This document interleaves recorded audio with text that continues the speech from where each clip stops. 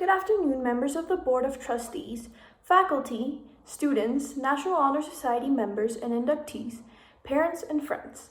We would like to welcome you to the induction ceremony for the Academia Cotopaxi chapter of the National Honor Society 2020-2021. Please rise for the national anthems of Ecuador and the United States of America.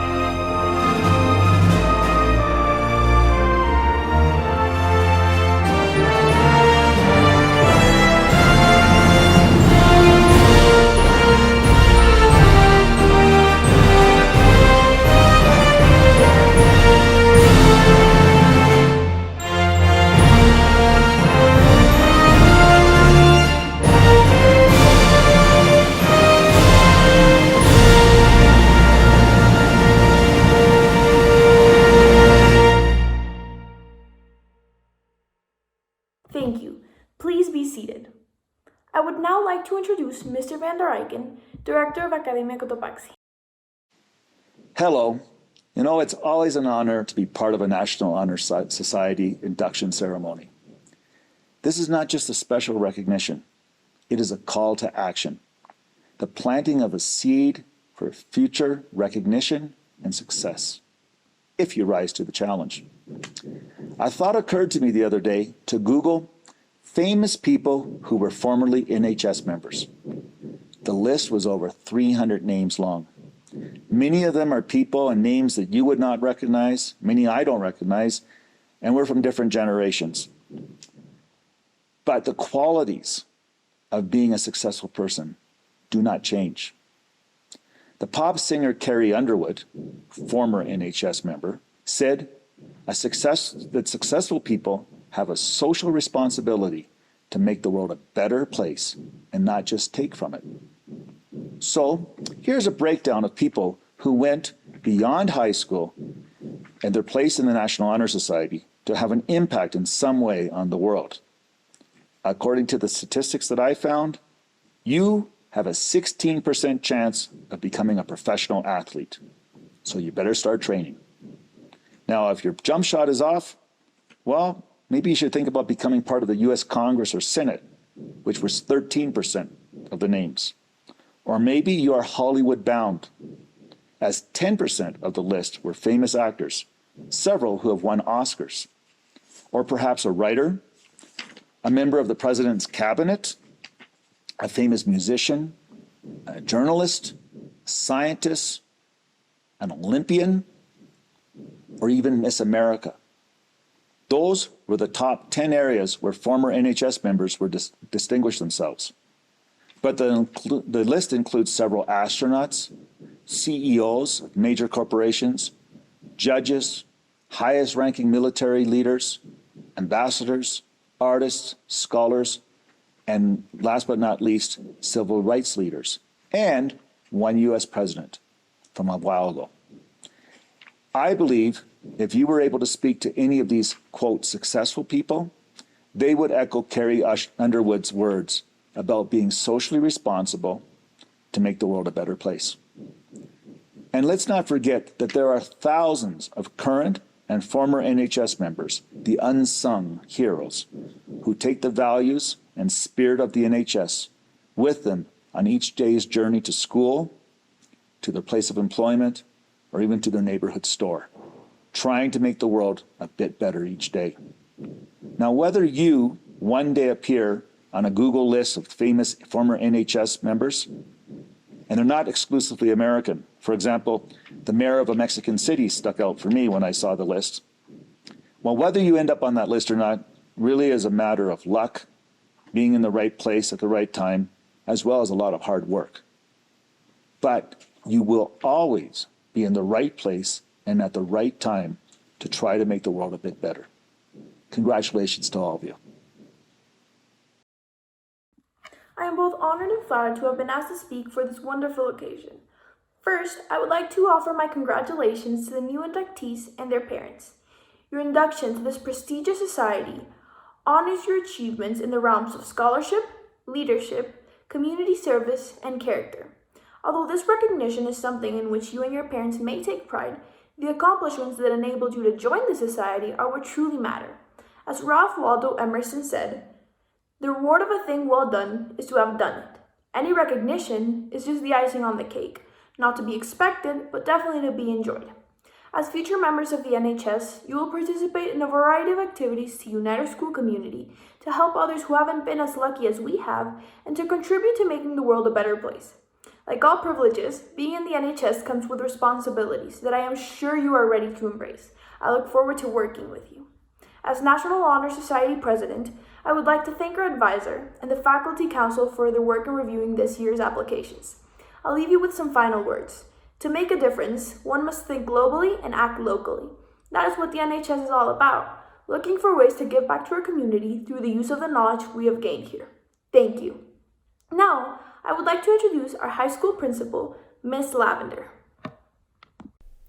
Congratulations to you all. To be at this ceremony tells me so much about your character and the kind of person that you are. For you to be honored during this prolonged time of uncertainty should make you feel even more proud of yourselves. You have high standards to maintain as a National Honor Society member, and I know that you're all up to it. Being part of the NHS is a leadership journey, and it will likely lead you to unexpected places. One of my favorite books is The Little Prince. If you haven't read it, you should. In the story, you discover the little prince had left his tiny planet after falling in love with the rose, the only rose on his planet. He had taken care of her and guarded her for quite some time. But the time came where he had to leave. A journey was calling him. The little prince thought that he was leaving the rose forever. he thought that she would be gone to him. What the little prince didn't know was where his journey would leave him. To his surprise, he would eventually return to the rose. On his return, he said this to the rose: "People where roses live grow 5,000 roses in one garden, yet they don't find what they're looking for. And yet what they're looking for could be found in one single rose." Just like the little prince, you don't know where your NHS journey will take you.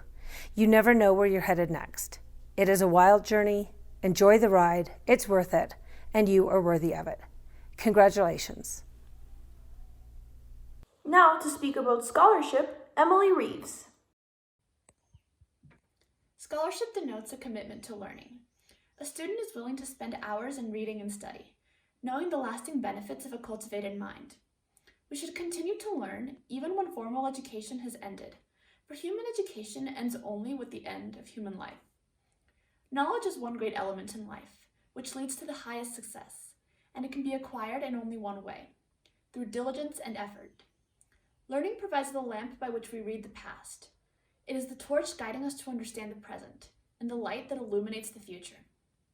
Members of the National Honor Society are charged to continually expand their world through the opportunities inherent in scholarship. I would like to share a quote that encompasses what scholarship is to me. "Originality is the essence of scholarship. Creativity is the soul of a true scholar." Nnamdi Azikiwe. Addressing service, Martina Saruma. My pillar is service. Service can be established in the routine of the day's work, where many opportunities arise to help others, both at our school and in our community. A willingness to work for the benefit of those in need without monetary compensation or public recognition is a quality we seek in our NHS members and promote to our entire student body. We are committed to volunteering our time and talents for the creation of a better tomorrow. A quote I found that I believe embodies all of service is, "Service to others is the rent you pay for your room here on earth," by Muhammad Ali. To discuss character, Zoe Zimard. Character is the force within the individual that distinguishes each person from others. It creates for each of us our individuality or goodness. It is that without which no one can respect oneself, nor hope to attain the respect of others. It is this force of character that guides one through life and once developed, grows steadily within. Character is achieved and not received. It is the product of constant thought and action, the daily striving to make the right choice. The problem of character is the problem of self-control. We must be in reality what we wish to appear to others, to be rather than to seem. By demonstrating such qualities as respect, responsibility, trustworthiness, fairness, caring, and citizenship, we may hope to prove by example that we value character. Like H. Jackson Brown Jr. once said, "Our character is what we do when we think no one is looking." Our last pillar, leadership, will be presented by Chinsuchi Fang. Leadership should exert a wholesome influence on the school. In taking initiative in the classroom and in school activities, the real leader strives to train and aid others to reach their common goals of success. The price of leadership is sacrifice, the willingness to yield one's personal interests for the interests of others. No matter what power or resources may exist in the school, community, or nation, they're ineffectual without the guidance of a wise leader. Leadership is always needed. Thus, to lead is a meaningful and substantive charge to each of our members. As Ray Kroc said, the quality of a leader is reflected in the standard they set for themselves. I will now announce the names of the new inductees of the National Honor Society. Bernarda Andrade. Anne Harriet Carew. Daniela Carew. Camila Ceballos. Nardine Eldali. Diana Galarza. Sebastián Landines. Elias Nemir. Nicole Ontiveros, Gabriela Sampaio, Emily Sarmiento, Camila Zarzosa, Alejandra Strasle, Agustina Vega, Julia Biel, Yifan Jessica Wang. Thank you. At this time, will the new inductees please raise your right hand and repeat the pledge? I pledge to uphold I pledge to uphold the high purposes of the National Honor Society the high purposes of the National Honor Society, to which I have been selected. to which I have been selected. I will be true to the principles for which it stands, I will be true to the principles for which it stands. I will maintain and encourage high standards I will maintain and encourage high standards of scholarship, service, leadership, and character. scholarship, service, leadership, and character. Congratulations, new members of the Academia Cotopaxi National Honor Society.